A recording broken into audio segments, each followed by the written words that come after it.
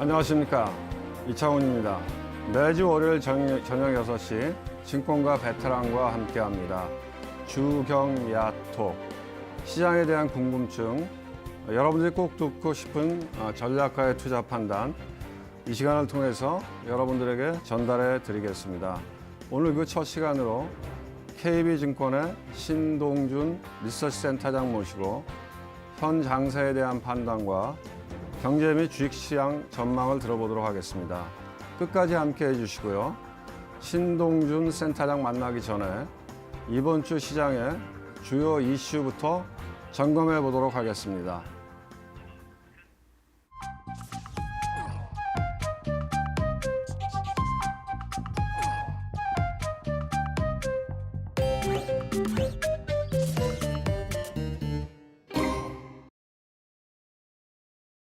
네, 이슈톡의 한유진입니다. 오늘 세 가지 이슈가 준비가 되어 있는데요. 하나하나씩 살펴보도록 하겠습니다.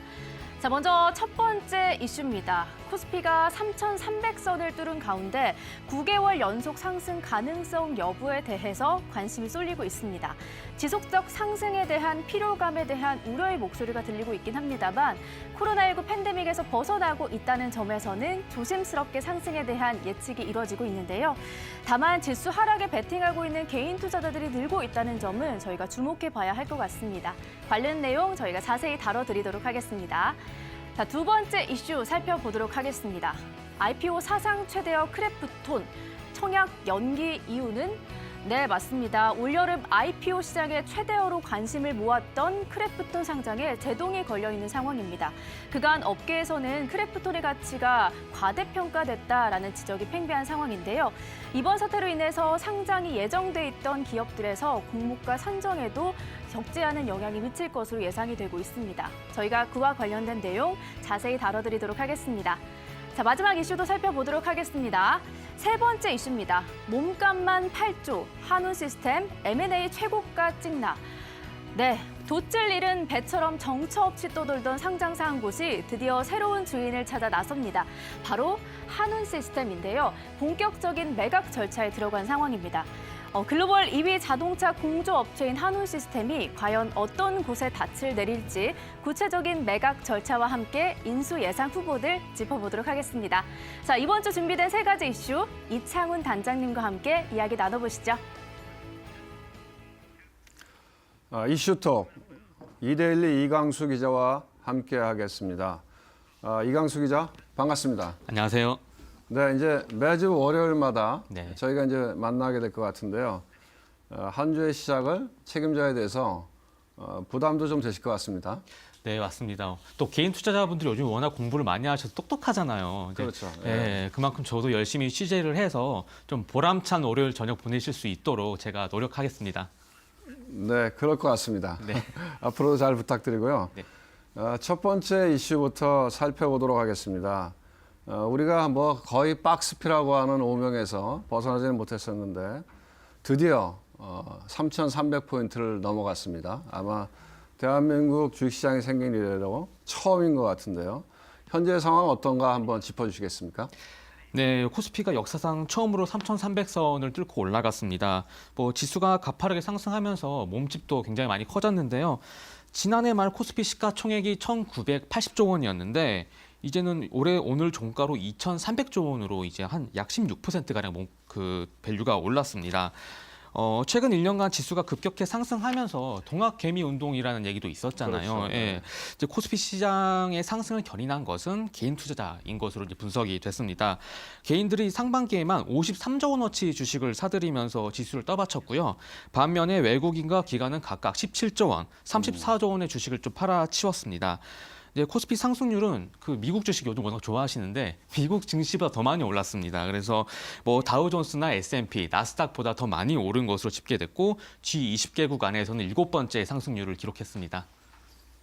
아, 그래요? 네. 저희가 7번째로 수익이 좋았다고 하는데 실제로 개인 투자자분들이 느끼는 체감은 그렇지는 않은 것 같아요. 네, 맞습니다. 사실 네. 저도 체감이 잘 안 되거든요.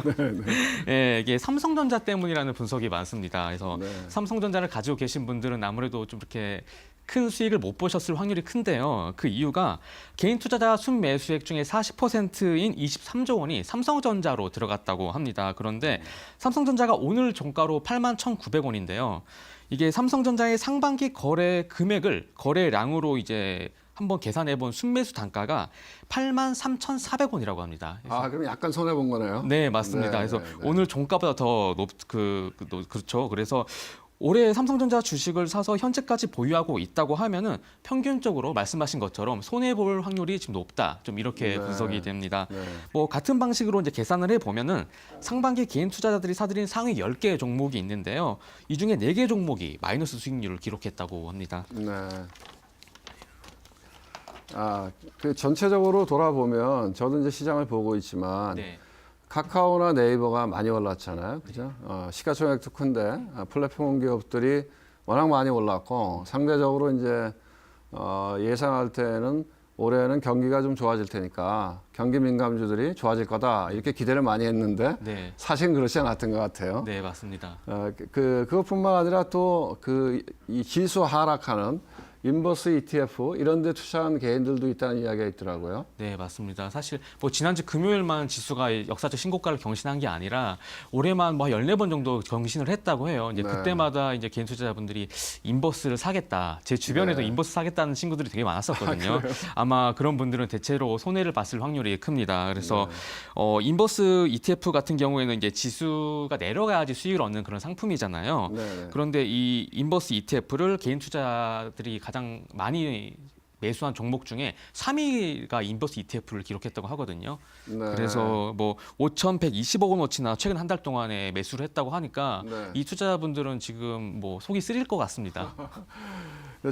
주식은 제가 이제 30년 동안 시장에서 주식을 했는데요. 네. 주식은 파는 것보다는 사는 사람이 훨씬 더 이길 가능성이 많습니다. 아, 네. 다음으로는 최근에 또 큰 이슈가 됐던 게 IPO 시장들이 워낙 좋잖아요. 네. 그 중에서 특히 이제 대어조, 크래프톤, 네. 배틀그라운드 네. 상장에 대한 기대들이 굉장히 많았던 것 같은데요. 요새 좀 뭔가 삐걱삐걱하는 것 같습니다. 우선 크래프톤 회사에 대해서 우리 시청자분들이 이해할 수 있게 간략하게 설명 좀 부탁드립니다. 네, 알겠습니다. 뭐 크래프톤은 2007년에 설립된 게임 회사입니다. 이제 국내 회사고요. 이제 게임 배틀그라운드가 이른바 초대박이 나면서 글로벌 기업으로 성장한 회사입니다. 뒤에서 추가적으로 설명드리겠지만은 지금까지 회사가 원하는 목표 공모 규모로만 5조 6천억 원이라고 하는데 이게 국내 IPO 역사상 사상 최대 규모라고 합니다. 뭐 SK 바이오팜이나 뭐 카카오 게임즈 그리고 뭐 SK 바이오사이언스 이런 공모주도 많이 하셨을 텐데 이들보다 크게 웃도는 수준이라고 합니다. 네, 결국은 그러면 이번에 보니까 오늘 뉴스 보니까 금감원에서 뭐 좀 이렇게 약간 태클을 걸었던데요. 네. 그럼 가장 중요한 이슈는 이 가격에 대한 이슈가 좀 있었겠네요. 이런 생각이 드네요. 그러면 네. 이제 자연스럽게 공모 일정도 조금 딜레이 될 가능성이 있겠네요. 어떻습니까? 네, 맞습니다. 뭐 아무래도 이제 증권 신고서 정정을 금융당국이 요청을 했기 때문에 이제 받아들여야 되는 상황이고 아무래도 내부적으로 고심을 할 필요가 있고 나중에 또 증권 신고서를 다시 제출해야 되니까 뭐 물리적으로 일단 그 일정이 네. 연기될 수밖에 없을 것 같습니다. 그 크래프톤이 이제 제출한 증권 신고서를 보면은 공모 희망가가 45만 8천 원에서 55만 7천 원으로 되어 있거든요. 그런데 이 희망가를 상단으로 기준으로 한다고 하면은 크래프톤의 시가총액이 29조 원 정도가 됩니다. 그리고 크래프톤이 증권 신고서에서 밝힌 자체적으로 평가한 시가총액이 한 35조 원 정도 된다고 하는데요. 이게 국내 게임 3사 NC소프트 그리고 뭐 넷마블, 카카오 게임즈를 다 합쳐야 34조 원 정도가 된다고 하니까 말씀하신 것처럼 시장에서는 이제 좀 비싼 거 아니냐 좀 이런 네, 얘기가 나올 수밖에 없을 것 같습니다. 그리고 또 비교 대상 기업으로 이제 그 증권 신고서에서 네. 월트 디즈니랑 워너뮤직 그룹 등이 포함이 되어 있는데 네. 이게 또 시장 일각에서는 크래프톤이 왜 월트 디즈니랑 비교가 돼야 되냐 좀 이런 얘기를 하거든요. 그래서 이런 부분들도 종합적으로 금감원에서 보고 좀 공모가 산정 기준을 좀 다시 밝혀라 좀 이렇게 얘기를 했다고 지금 합니다. 네. 근데 지금 이제 하이브죠. 네. 그러니까 이제 BTS가 들어가 있는 빅히트. 네네. 그 작년에 상장할 때도 비슷한 이야기도 좀 있었거든요. 네, 왜냐하면 맞습니다. 이제 엔터테인먼트 회사인데 비교 대상 기업에 보면 네이버 같은 기업들이 들어가 있었어요. 네, 왜냐하면 우리는 맞습니다. 플랫폼이다. 네, 맞습니다. 근데 결과적으로 지금 놓고 보면 하이브가 사실 플랫폼 밸류가 있거든요. 그래서 높게 평가받는 것처럼 네네. 이거는 결국 나중에 시장에서 평가할 이슈가 아닌가 저는 그런 생각이 드네요. 어쨌든 지금 이제 IPO에 대해서는 뭐 모든 시청자분들이 다 관심이 많을 거니까. 네. 특히 이제 청약 일정에 대해서 관심이 많을 텐데요.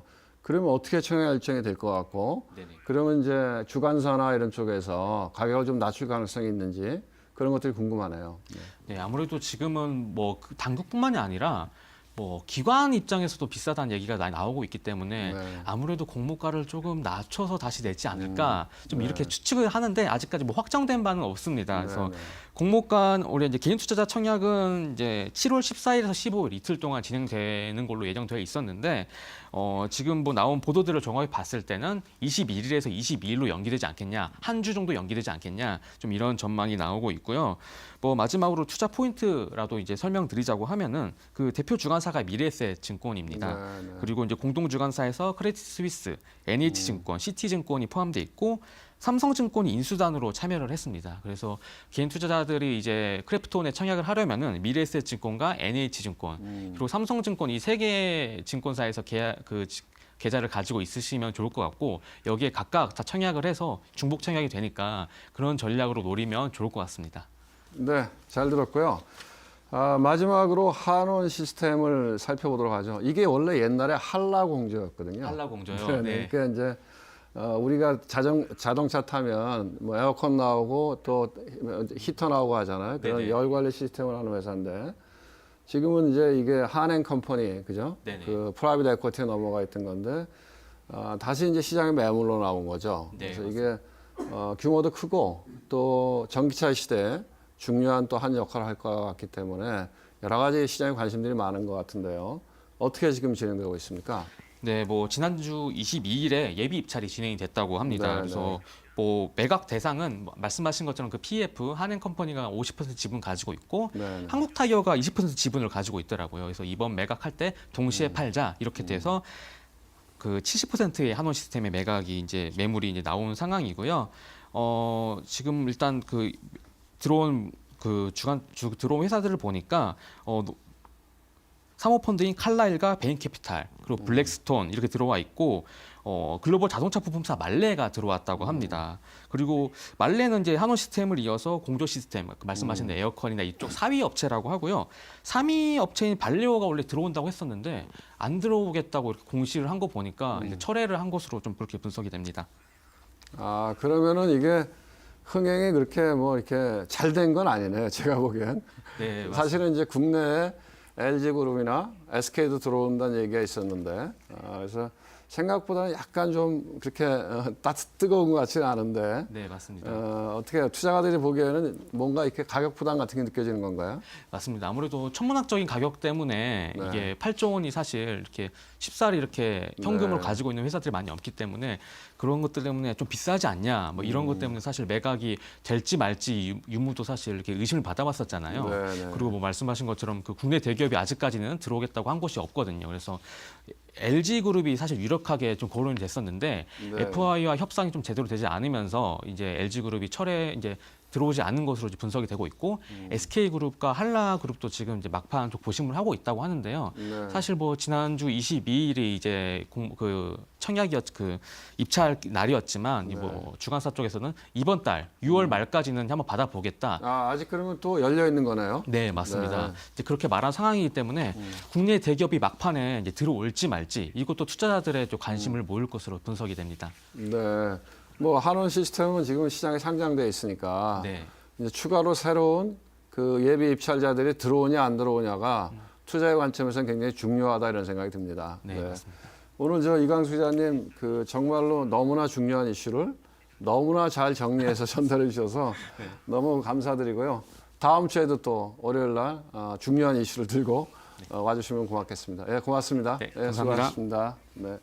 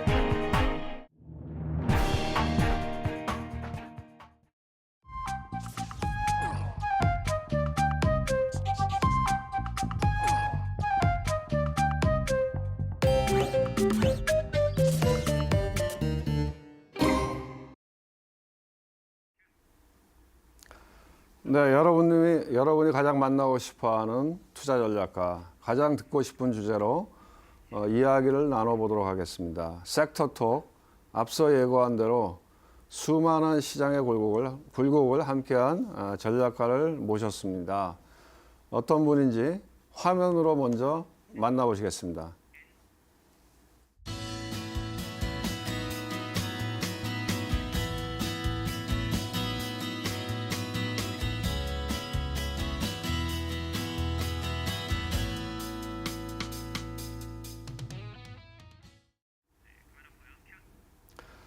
네, KB증권의 신동준 리서치 센터장님, 어서 오십시오. 네, 안녕하세요. 반갑습니다. 네. 주경야톡 첫 게스트를 모시는데 흔쾌히 응해주셔서 너무 감사합니다. 아, 저는 뭐 영광입니다. 개인적으로 업계에서 한 20년 동안 우리 신 센터장님을 알고 지냈는데요. 뭐 원래 채권을 하셨고, 그다음에 주식도 하셨고, 리서치만 하신 게 아니라 실제로 자산 배분도 직접 하셨잖아요, 그죠? 네, 네, 맞습니다. 예, 자산 배분 전략가로 글로벌 매크로에 대한 조회도 깊으시고, 지금은 또 KB증권에서 리서치를 총괄하시고 있어서, 하여간 저는 개인적으로 시장에서 네. 제일 잘하시는 분이 아닌가 이런 생각을 하고 있습니다. 감사합니다. 네. 먼저 지금 그 한국 시장에 대한 개인적인 뭐 관점, 단상 이런 것들을 한번 먼저 좀 한마디 해주시면 좋을 것 같아요. 네. 저희는 지금 한국 시장은 뭐 1980년대 이후에 세 번째 상승장이 시작되고 있고 상승장의 중턱쯤 와 있다고 봅니다. 네. 그래서 앞으로 중장기적으로 굉장히 강한 상승장이 있을 거라고 생각하고요. 첫 번째가 뭐 85년에서 89년 사이에 있는 뭐 짧은 장이 150포인트에서 코스피가 1000포인트 올라가는 네네. 그 장이었고 제가 그때 처음 시장에 들어왔어요. 그리고 나서 한 14년을 횡보하다가 그렇습니다. 또 뭐 그 2003년에서 2007년 동안 네. 또 2000포인트까지 올라가는 그렇죠. 장이 두 번째 네. 장이었고 공교롭게도 또 14년 정도가 박스 피었죠. 네, 쉬었습니다. 네. 그리고 이제 지금 작년부터 올라가기 시작했는데요. PBR 기준으로 보면은 저점들이 항상 0.4배에서 0.7배 네. 뭐 그 사이였고요. 고점들이 뭐 1.8, 1.9배 정도였기 때문에 지금 지난 저점이 0.6배, 7배 정도였고 네, 네. 지금 한 0.2배, 0.3배쯤 왔으니까 여기서 뭐 상당히 1.2배. 네네 1.2배, 1.3배쯤 왔으니까 네. 여기서부터는 뭐 꽤 오래 좀 멀리 갈 수 네. 있을 거라고 봅니다. 세 번째 상승장이 시작이 됐다고 보고요. 이 세 번째 상승장을 이끌었던 것은 지난번 첫 번째, 두 번째랑 똑같이 사실은 외국인이 아니라 이 증시의 저변이 넓어지면서 산업 구조가 바뀌고 달러가 추세적으로 약세가 되면서 네, 네. 산업 구조가 바뀌면서 이 자금이 외국인들이 들어온 게 아니라 국내 증시의 저변이 넓어져서 특히 이제 개인 투자자들의 저변이 넓어져서 그렇죠. 네. 만들어진 시장이었다고 봅니다. 지금도 저는 비슷한 의미가 있다고 생각하고요. 네, 네. 그래서 중장기적으로는 저희는 뭐 단순하게 올해 얼마까지 갈 거냐 이거보다는 네. 내년, 내후년까지도 중장기적으로 좋게 보고 있습니다. 그래요. 그 주식에 대한 얘기는 나중에 조금 더 깊이 있게 한번 다뤄보기로 하고요. 어쨌든 지금 시장에서 제일 관심 있는 것 중에 하나가 채권을 하셨으니까 네네. 금리에 대한 이슈, 네. 뭐 인플레이션에 대한 이슈, 또 뭐 FOMC가 뭐 테이퍼링 이야기도 나오고 하니까 그런 것들이 전반적으로 지금 어떻게 돌아가고 있는 겁니까? 글로벌 IB들의 컨센서스는 아직도 연말까지는 금리가 조금 더 올라간다로 잡혀 있는 그 것 같습니다. 말씀하신 금리는 시장 금리를 얘기하는 네네, 거죠. 미국의 10년짜리 국채 금리 네, 기준이고요. 한 달 전까지만 해도 2% 위에 있다가 최근에는 2% 조금 밑으로 그렇죠. 고점은 네. 좀 내려오는 분위기입니다. 컨센서스에 의한 고점은요. 네. 그리고 거꾸로 더 먼 미래 10년 뒤, 20년 뒤의 금리는 어떻게 될까에 대해서는 네. 당연히 더 낮아진다가 컨센서스인데요. 네. 저희는 5월 말부터 계속 주장을 하고 말씀드리고 있는 게 네. 이미 올해 연내 고점은 본 것 같다. 그렇게 네네, 봐요? 네, 미국 네. 10년물 금리가 네. 3월 30일이었나요? 1.77, 78% 정도까지 올라갔다가 그 당시에는 근데 연내 이자도 한번 볼 수 있다 이런 얘기 많았잖아요. 이자가 뿐만 아니라 뭐 훨씬 더 많이 올라간다고 네. 얘기들이 있었죠. 네. 근데 저희는 고점을 이미 받고 연말까지는 하향 안정이 될 것이다. 사실 그때만 해도 어디까지 내려간다는 말씀을 드리기가 굉장히 힘들었고요. 네. 안정된다는 이야기까지만 해도 사실 놀래시기도 했고 말도 안 돼 뭐 그렇죠. 이러셨기 때문에 네. 일단 하향 안정된다는 말씀을 좀 드렸습니다. 그렇게 보는 이유가 세 가지 정도였는데요. 네. 첫 번째는 그 연준이 생각하는 금리 인상의 속도하고 높이가 있지 않겠습니까? 네. 네. 2025년 말 기준으로 시장의 가격이 반영되어 있는 게 2.33%까지 금리 인상이 반영이 되어 있었습니다. 4월 초에. 네. 4월 초에. 네네, 4월 초에요. 그래서 그 정도 레벨이라면 요번에 이제 점도표가 공개되면서 6월 달에 그렇죠. 2023년으로 앞당겨졌지 않습니까? 네. 그때만 해도 그 앞당겨지기 전이었으니까요. 근데 2023년도부터 2025년 말까지 올린다고 해도 3년 동안 9번, 네, 225bp를 올려야 됩니다. 지난 그거는 2015년, 이제 기준금리를 얘기하는 맞습니다. 거죠. 기준금리입니다. 네. 2015년도에도 테이퍼 이후에 기준금리 인상을 할 때 첫 번째 인상부터 9번 올릴 때까지 한 2년 10개월, 11개월 정도 걸렸거든요. 과연 이번에 팬데믹을 통해서 경제가 불안정하게 회복되는 과정에서 과연 연준이 그거보다 더 빨리 속도를 가져갈까? 근데 저는 그런 것 같지는 않다. 최소한 갔거나 그보다 천천히 갈 가능성이 있지 않겠는가. 그렇다면은 2.33%가 프라이싱 되어 있는 현재 일드 커브는 주식 시장은 또 조금 다른데요. 네. 채권 시장 입장에서 보면 그 정도의 장기 금리에는 기준금리 인상이 2025년까지의 경로가 어느 정도는 반영이 끝났다라는 거죠. 그게 첫 번째 이유였고요. 두 번째 이유는 뭐 경기 모멘텀 그리고 인플레이션에 대한 모멘텀, 기업 실적에 대한 모멘텀 모두가 다 2분기가 피크 아니겠습니까? 언제까지 놓고 봤을 때요? 뭐 적어도 내년 한 상반기 정도까지 봤을 때요. 그 얘기는 이제 네. 모멘텀 측면에서 맞습니다. 그죠? 전년 동기비 기준으로 전년 동기 네. 대비. 네네. 예. 기저 효과가 뭐 워낙 강합니다. 네, 네, 네. 그런 의미에서는 2분기에서 3분기 사이에 나오는 데이터들이 대부분 다 이제 피크일 텐데 장기 금리가 항상 움직이는 걸 보면 아무리 기저 효과라고 해도 이게 추세적으로 계속 올라간다는 확신이 있지 않으면 거기서 장기 금리가 더 올라가기에는 명분이 좀 약합니다. 네. 네, 그런 의미에서 적어도 한 6개월에서 1년 가까이 이 금리가 완만하게 내려갈 저 데이터들이 네. 흘러내릴 텐데 네.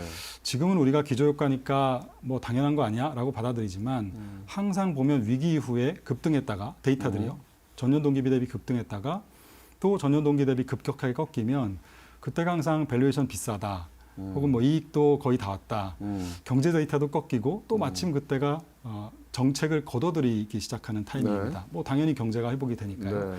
그러면서 이제 끝난 거 아니냐라는 논란이 항상 있었어서 주식 시장이 맞습니다. 주식 시장이든 뭐 채권 시장이든 네, 네. 항상 있었어서 주가가 한번 크게 조정을 받았던 적이 많았습니다. 네. 저는 한 번도 그걸 피해갔던 적은 없었던 것 같아요. 네. 그래서 이번에도 똑같이 막상 3분기 이후에 데이터들이 흘러내리면 시장은 끝난 거 아닌가라는 걱정들을 좀 할 것 같고요. 네. 그게 이제 두 번째 이유였고 세 번째 이유는 어떻게 보면 제가 이제 주장하고 있는 부분인데요. 네, 네. 세 번째 이유는 지금은 연준의 이 네. 테이퍼라는 것이 과연 통화 정책의 정상화냐라는 네. 거죠. 저는 통화 정책의 정상화가 아니라 연준의 테이퍼는 재정 정책의 정상화라고 봐야 되는 게 아니냐라는 겁니다. 그건 무슨 얘기죠?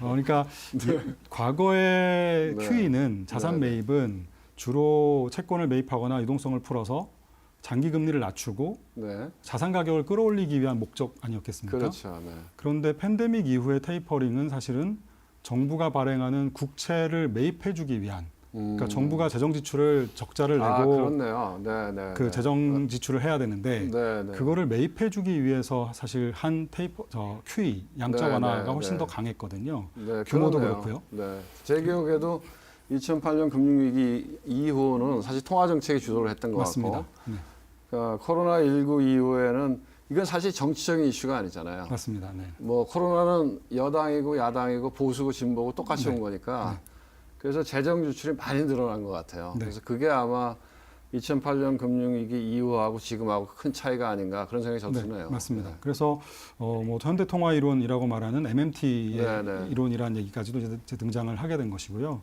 그래서 그래서 지금은 통화 정책의 정상화가 아니라 네. 재정 정책을 정상화하는 관점에서 이 정책을 바라보면 완전히 결과가 다릅니다. 예를 들어서 이제는 연준이 고용이나 인플레이션을 보고 스스로 테이퍼를 하고 스스로 금리 인상을 할 수 있는 단계가 아니고요.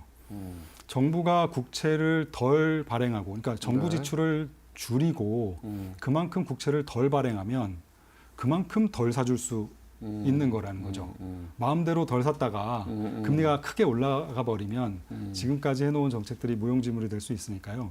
그래서 내년도에 올해보다 내년에 미국의 GDP 대비 재정적자 비율을 한번 금액을 좀 봤습니다. 네. 백악관의 최근 추정치를 보면은 내년에 올해보다 1조 5천억 불에서 1조 8천억 불 정도를 덜 씁니다. 네. 이제 경제가 좀 회복돼서 세수가 네. 들어오니까요. 그럼 그만큼 채권을 덜 발행해도 되는 거네요. 순 공급이 네. 이제 덜 될 수 있는 거죠. 그만큼은. 네. 그러면 현재 1,200억 달러씩 매달 사기 때문에 1년을 사면 1,440억 불입니다. 딱 1조 5천억 불 정도 되죠. 네. 그래서 이론적으로 보면 1조 5천억 불을 내년에 다 테이퍼를 해도 연간으로 봤을 때 덜 발행하는 것만큼 덜 사주는 거니까 네. 사실 이론적으로는 문제가 없어야 하는데요. 시장은 뭐 그렇게 반응하진 않겠죠. 심리적인 게 있으니까요. 그렇죠. 네. 그래서 처음부터 1,500억, 1조 5천억 불을 다 테이퍼하기보다는 예를 들어서 연준이 항상 그랬듯이 천천히 하니까요. 네. 한 1조 정도, 1조 달러 정도만 테이퍼를 한다고 한번 가정을 해보시죠. 네. 그러면 재정은 1조 5천억 불 줄이고 국채 발행은 1조 5천억 불이 줄어드는데 테이퍼는 1조만 덜 사는 겁니다. 그럼 5천억 불은 남는 거네요. 네, 5천억 불은 오히려 네. 통화정책 측면에서 보면 더 풀리는 것이죠. 그러니까 재정정책은 1조 5천억 불이 줄어들어도 네. 통화정책은 5천억 불이 더 풀리기 때문에 네. 장기금리 입장에서 보면은 금리가 올라갈 일이 없다고 저는 본 겁니다. 네. 그 얘기는 일드 커브 자체도 이렇게 플래티닝해진다고 맞습니다. 보시는 거네요. 점점 더 장기금리가 내려오고 단기금리가 올라오는 네. 일드 커브가 이제 평탄화되는, 플래트닝 된다는 네. 그런 의미로 좀 해석을 했고요. 그래서 아마 시작을 처음에 테이퍼를 시작하면 처음에는 놀래서 금리가 일시적으로 튈 수도 있겠지만 네. 장단기 금차가 좀 벌어질 수도 있겠지만 시간이 지날수록 이 효과는 본질적으로 말씀드린 대로 재정의 테이퍼이기 때문에 네. 길게 보면 장기 금리를 오히려 낮추는 역할을 네. 좀 하지 않을까 생각합니다. 그래서 네. 금리는 일단 뭐 고점을 받고 지금은 연말까지는 한 1.30%까지 미국의 10년 금리가 네. 조금 더 안정될 가능성이 높다 이렇게 네. 말씀드리고 있습니다. 어쨌든 이 방송을 보시는 시청자분들은 네. 주식에 대해서 네. 훨씬 더 관심이 많으실 거니까요. 네네네. 어쨌든 그 이야기는 그 주식의 관점에서 봤을 때에도 네. 조금 안심이 되는 이야기가 아닌가 그런 생각이 드는데요. 네, 왜냐하면 이제 맞습니다. 최근에 네. 주식시장이 약간 출렁출렁했잖아요. 특히 네네. 미국 시장이. 네. 근데 이제 가장 컸던 이슈가 뭐 인플레이션 숫자가 높게 나왔고 네. 그거에 따라서 테이퍼링 이야기가 나오고 네. 또 이 연준 위원들의 스탠스들이 조금씩 이 긴축적으로 돌아서는 테이퍼링 쪽으로 바뀌는 것 같은 네. 뭐 점도표상에도 그런 게 나왔고 등등등 해서 특히 이제 우리가 2013년도에 버냉키 쇼크를 해갖고서는 왜 네. 테이퍼 텐트럼이 있었잖아요. 네네네. 그 버냉키 의장이 그 당시에 테이퍼링 이야기했을 때 시장이 막 한번 충격을 쾅 받았잖아요. 그래서 네. 그런 거에 대한 대자뷰도 있고 해서 어쨌든 시장이 지금 인플레 숫자, 그다음 네. 인플레 숫자는 지금 높게 나오고 있잖아요. 그죠? 네네. 테이퍼링 이거 네. 되게 약간 부담스러워하는데 네. 지금 신 센터장 이야기 들어보면 뭐 그렇게 겁낼 건 아니다 이런 건가요? 어떻습니까? 네, 중장기적으로 아까 제가 한국 시장도 그렇고 네, 미국 주가도 그렇고 뭐 크게 걱정할 건 아니라고 봅니다. 네. 근데 이제 문제는 아까 데이터가 흘러내리는 과정에서 저희는 7, 8월 정도에는 한 번 정도 코스피 기준으로는 10% 안팎의 조정은 한번 거치고 갈 가능성이 높다고 보고요. 10%면 큰데요. 네, 큽니다. 근데 과거에도 보면 테이퍼 이슈라든가 금리 인상 이슈가 네. 있었을 때 한 10% 정도 이상 조정받았던 적은 또 있었죠. 많이 네, 있었거든요. 그렇죠. 네. 조정폭이 짧으면, 조정 기간이 짧으면 이제 폭이 깊이가 깊었고 네. 지금처럼 조정이 좀 길어지면 폭이 그래도 한 10% 안팎 정도로 네. 이루어졌던 걸로 기억을 하고요. 그래서 아까 말씀드린 대로 지금은 뭐 큰일 없을 것처럼 생각하지만 네. 실제로 데이터들이 흘러내리고 기업 네. 실적이 이거 증가율이 확연하게 좀 하반기에 좀 둔화될 것 같고요. 네. 이런 부분들이 더해지면 그리고 이제 지금도 인프라 투자에 대해서도 미국의 인프라 투자가 규모가 굉장히 작아졌지 않습니까? 반 정도 됐죠. 네네. 올해 했던 것 중에서. 네. 그래서 이런 부분들도 지금은 뭐 한다, 합의했다라는 거에 네, 포커스를 네. 맞추지만 실제로는 금액이 작아져서 또 네. 주가가 위로 치고 올라갈 힘도 현재로서는 그렇게 강해 보이진 않습니다. 네. 그래서 한 뭐 7, 8월 정도에 그동안 P가 너무 높아서 네. 부담이 있었다라는 부분을 좀 해소를 하고 다시 그 밸류에이션이 올라가는 그런 흐름을 저희는 생각을 하고 있고요. 그래서 단기적으로는 아까 7, 8월의 조정을 조금은 생각을 그래요. 하고 있는 중입니다. 근데 물론 이 조정이 네. 근데 그 조정을 이야기하시는 그 근거는 뭐죠? 네, 말씀드린 대로 첫 번째는 아까 7, 8월이면 사실 뭐 네, 이제 거의 얼마 안 남았잖아요. 네, 거의 다 왔고요. 네. 일단 조정에 대해서는 저는 그 긴 호흡에서 물론 예, 네, 그러니까 긴 호흡에서 추세가 꺾이는 건 아닌데 네, 중간에 일시적인 조정은 있을 수 있을 것 같다. 네, 네, 네. 그 근거가 지금 말씀하신 약간 데이터 슬로잉하고 또 네네. 뭐를 보시는 거죠? 데이터가 흘러내리는 부분이 있고 두 번째는 6월 달 FOMC 때 우리가 봤지만 9월 FOMC를 앞두고서는 네. 연준의 금리 인상 속도나 시점이 좀 빨라질 거라는 부분이 반영될 리스크가 좀 있어 보입니다. 예를 네. 들어서 지금 점도표상으로 2023년 말까지 미국의 기준금리가 50bp 인상되는 것까지는 우리가 확인했는데요. 네. 이번 점도표 보면 2022년 말 점도표도 지금 연준 멤버들 18명 중에 네. 7명이 2022년도에 금리 인상에다가 점을 찍고 있습니다. 그렇죠. 네. 그러면 2명이 더 늘어나면 동률이고 3명이 늘어나면 2022년 말 앞으로 당겨집니다. 네. 2024년 말 기준도 이제 새로 공개가 9월 달에 됐는데 그때 지금 상황으로 지금 현재 선물 시장에 반영돼 있는 파생상품 시장에 반영돼 있는 레벨로 봤을 때 뭐 1.5% 언저리 정도로 점도표가 나온다고 하면 아까 제가 2025년 말까지 다 반영돼서 안정된다고 말씀드렸는데 현재는 지금 적정한 수준까지 내려왔거든요. 장기 네. 금리는요.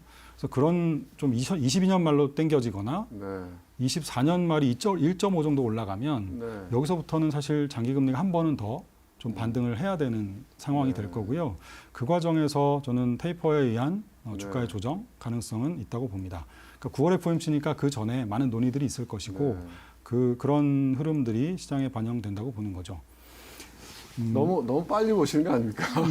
그래서 저는 생각에 네. 뭐 저는 약간 좀 다르게 생각하는데 물론 이제 중간에 한번 테이퍼링 이슈 때문에 주식이라고 하는 게 뭐 조정 없이 계속 갈 수는 없는 거니까 중간에 한번 조정은 있겠지만 7월 정도는 뭐 2분기 실적들도 워낙 좋고 지금 말씀하신 대로 테이퍼링에 대한 충격은 우리가 한번 시장에서 이미 한번 걸렀잖아요. 네네. 걸르고 해서 시장이 한번 좋지 않을까 이런 생각이 들던데 근데 만약에 저는- 온다 그러면 8월 정도에 이제 잭슨홀 미팅 하잖아요. 네네. 네, 그때쯤에 한번 이야기 나오면서 경계감이 생기지 않을까 이런 생각이 들던데 조금 저는- 더 빨리 보시는 거 아닌가라는 생각이 드는데. 저는 뭐 멘트보다는 뭐 데이터들이 좀 변하는 속도나 네. 폭을 좀 봐야 될 것 같고요. 네. 기업 실적도 물론 뭐 원자재라든가 소재 업종들 실적은 좋아 보이지만 네. 뭐 자동차나 반도체 쪽은 뭐 공급 차질 이슈가 있었기 때문에 네. 좀 쉬어갈 가능성이 있어 보이고요. 네.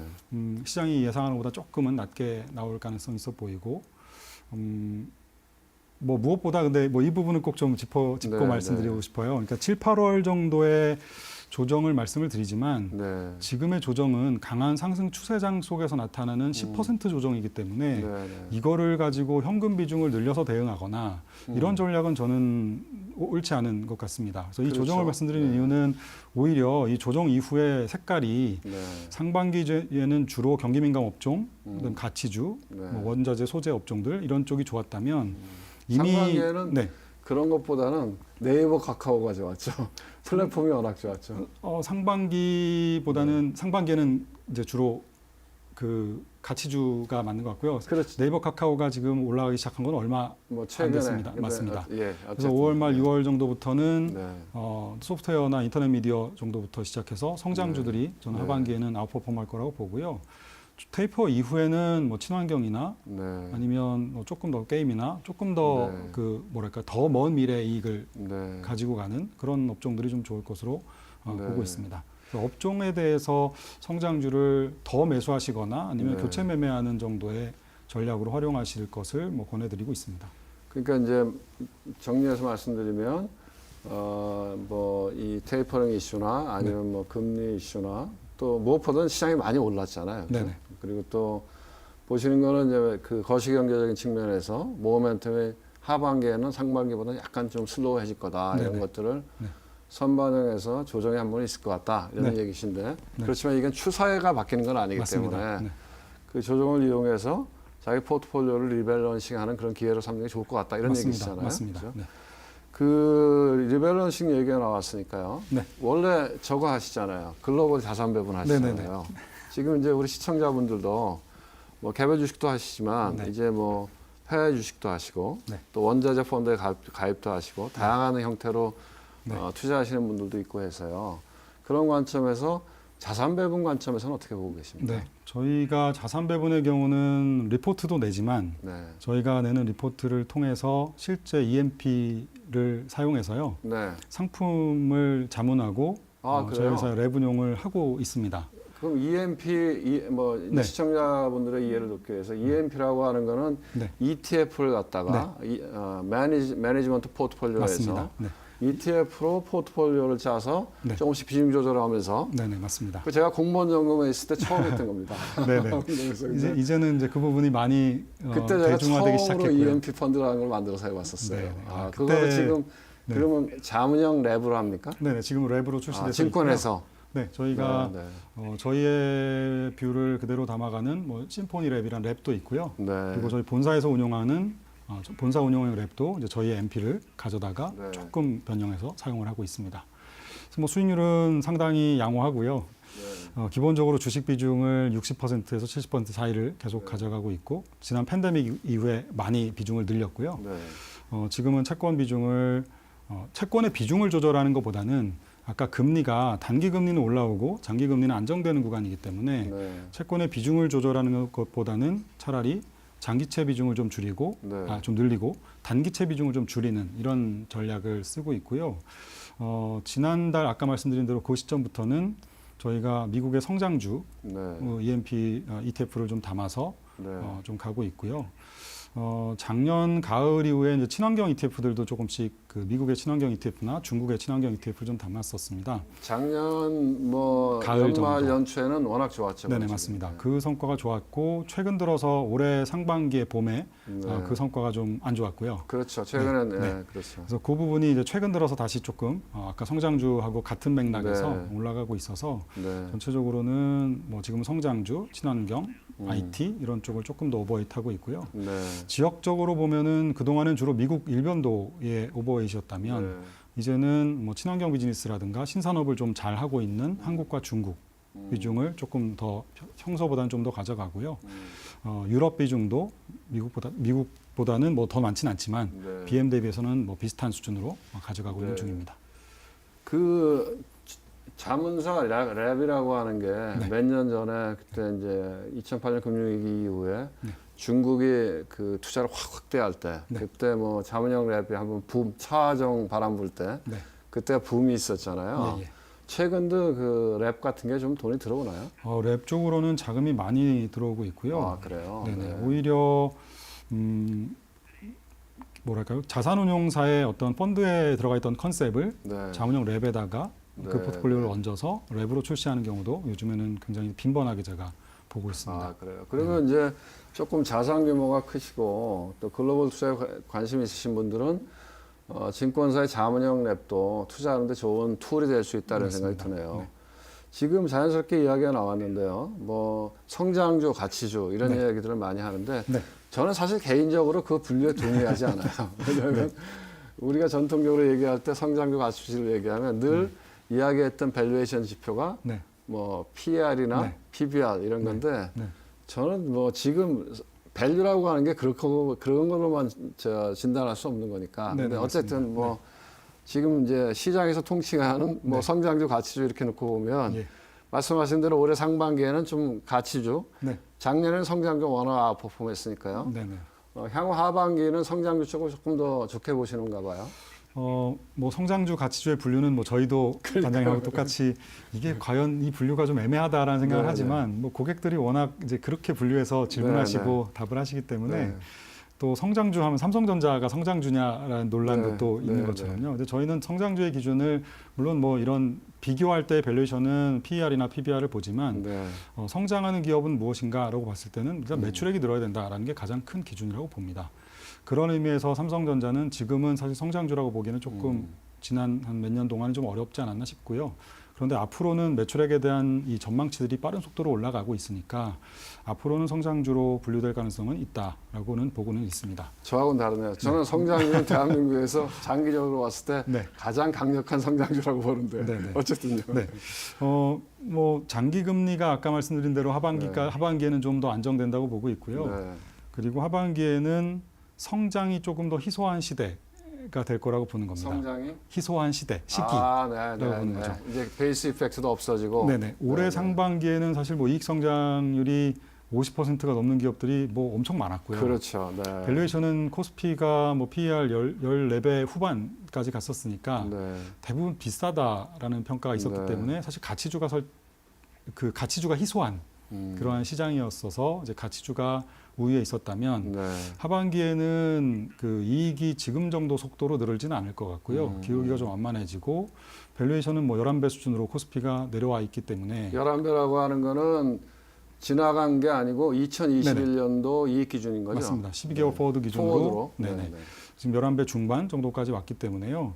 이제부터는 사실 성장이 오히려 좀 더 희소한 그런 시기로 하반기에는 저희는 이제 보고 있는 겁니다. 네. 그래서 그런 의미에서 하반기에는 기본적으로는 가치주에서 성장주로의 로테이션. 네. 그 중에서는 아까 지금 당장은 삼성전자라기보다는 네. 아까 미디어 엔터나 뭐 소프트웨어 쪽이 현재이고요. 네. 테이퍼를 거치고 나면 뭐 친환경이라든가 뭐 아까 말씀드린 뭐 게임이라든가 이런 조금 더 긴 호흡의 성장주 이런 쪽을 추천을 드리고 있습니다. 또 하나 하반기에 저희가 보고 있는 것은 네. 상반기에 가장 핫했던 것 중에 하나는 공급 병목 네. 이슈였지 않습니까? 네. 그래서 공급 병목 현상이 피해주와 수혜주가 있었는데요. 네. 수혜주는 주로 뭐 원자재나 소재 업종, 철강 뭐 이런 쪽이었고 피해주는 IT, 가전, 뭐 자동차 이런 완성이나 세트업체들 아니었겠습니까? 네. 네. 이런 부분들도 이제는 그 하반기에는 이 두 개가 바뀔 가능성이 있다라는 거죠. 그래서 아까 2분기 실적은 이쪽에 현재 수혜주들의 2분기 실적이 좋을 때 그렇죠. 그때 좀 갈아타는 전략들을 좀 추천을 드리고 있고요. 네. 이런 가수요가 폭발해서 가격이 올랐던 이 경험은 우리가 작년에 마스크 대란에서 많이 확인을 네, 했으니까요. 네. 그때도 자연스럽게 공급이 늘어서 해소되는 게 아니라 정부가 개입해서 보통은 이런 게 해소가 되지 않습니까? 공급 병목은.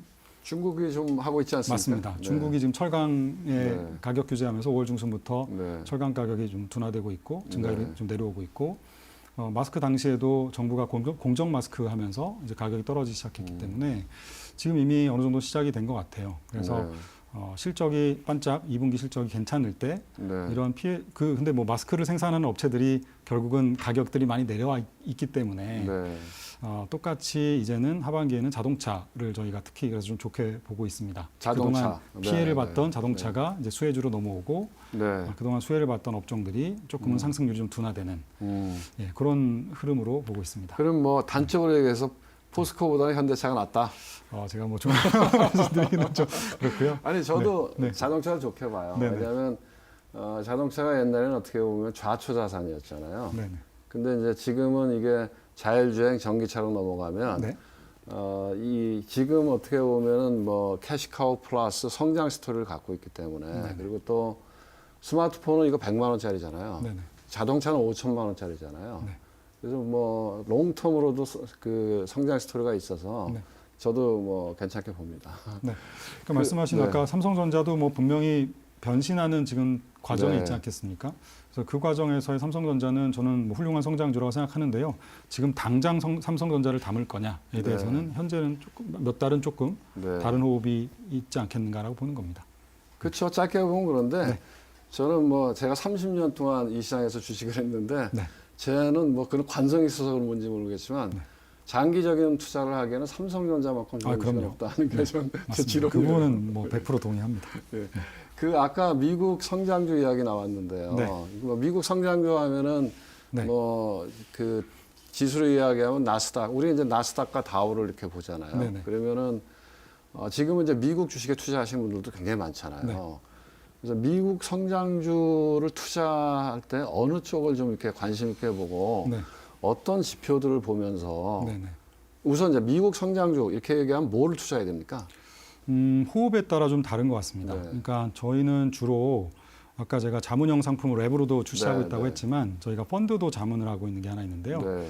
미국의 대표 성장주 펀드를 이제 네. 자문을 하고 벌써 한 1년 사이에 뭐 자금이 뭐 2천억 넘게 현재 네. 리테일로만 모여 있는 상태입니다. 수익률도 괜찮고요. 이 컨셉은 어떤 컨셉이었냐면 지난 10년 동안의 미국의 성장주는 주로 대형 기술주였습니다. 네, 나스닥 100이었죠. 네네, 대형 기술주였는데 이제 이 기업들은 주로 인프라였고 네. 플랫폼이었고 유틸리티이기 때문에 앞으로의 10년의 성장주는 이들이라기보다는 이들의 성장은 굉장히 안정적으로 가고 S&P 500하고 유사한 정도의 수익률로 가면서 이 플랫폼 위에서 오히려 비즈니스를 하는 뭐 예를 들면 컨텐츠라든가 공유 경제라든가 네네. 뭐 디지털 헬스케어라든가 게임이라든가 이런 업종들, 친환경 업종들 이런 기업들이 향후에는 10년 동안에는 이 업종들이 성장주가 될 거라고 봅니다. 그러니까 예.